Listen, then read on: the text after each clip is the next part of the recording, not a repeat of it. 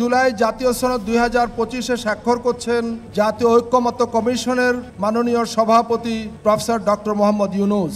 গত 17 অক্টোবর জাতীয় সংসদের সামনে স্বাক্ষরিত হয় বহুল আলোচিত জুলাই জাতীয় সনদ।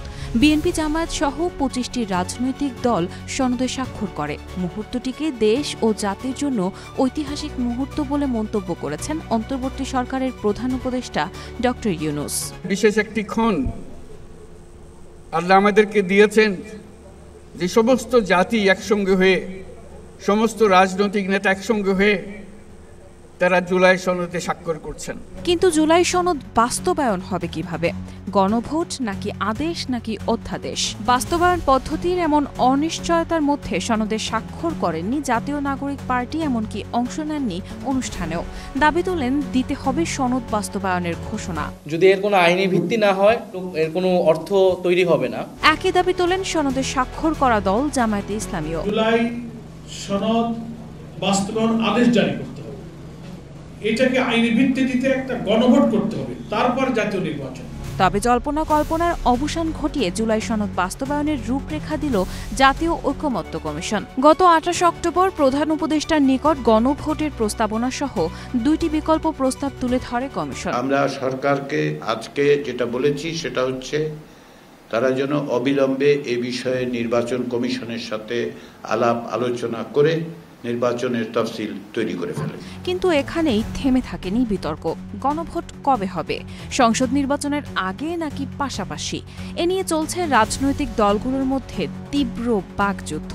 জাতীয় সংসদ নির্বাচন অনুষ্ঠানের মতো বিশাল আয়োজনের বিবেচনায় নির্বাচনের পূর্বে গণভোট অনুষ্ঠান অপ্রয়োজনীয়, অযৌক্তিক এবং অবিবেচনাপ্রসূত।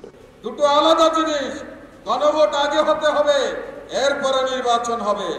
বিএনপি যদি না চায়, জাতীয় পার্টি আওয়ামী লীগ এই ফ্যাসিবাদী শক্তি তো জুলাইয়ের পক্ষে না, গণভোটে কি এইটা গৃহীত হবে?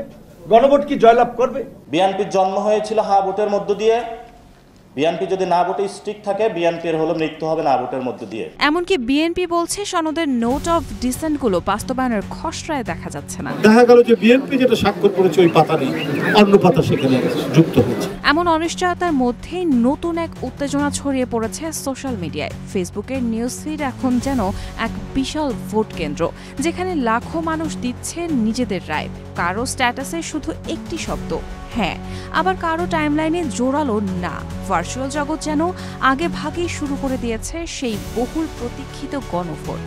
কিন্তু প্রশ্ন এখনো একই, জুলাই সনদ কি সত্যিই বদলে দেবে বাংলাদেশকে, নাকি রাজনীতি আবারও গিলে ফেলবে এক নতুন আশার গল্প? রাজধানী থেকে প্রত্যন্ত জনপদে, চায়ের দোকান থেকে বিশ্ববিদ্যালয়ের ক্যাম্পাসে চলছে একটাই আলোচনা, হ্যাঁ বা না। দেখা যাক কোন পথে যাবে দেশ।